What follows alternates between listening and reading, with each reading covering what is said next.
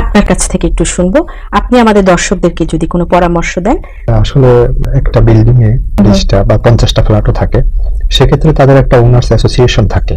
তারা দায়িত্ব নিয়ে দেখা যায় যে উদ্যোগ নিয়ে এই ধরনের কাজ তারা করায় পুরো বিল্ডিং এর পুরো ফ্ল্যাটে, তারপর তাদের বেসমেন্টে, গ্রাউন্ড ফ্লোরে যেখানে হয়তো মশার লার্ভা বা ডিম জমে থাকে বা ককরোচের জন্য যে তাদের যে সুয়ারেজের লাইনের থাকে যে সম্পৃক্ত থাকে, এই সবগুলো তার একটা অ্যাসোসিয়েশনের মাধ্যমে করা হয়। ইন্ডিভিজুয়ালি আলাদা আলাদা একটা বাসা করালে এর আউটপুটটা তেমন একটা বেশি আসবে না।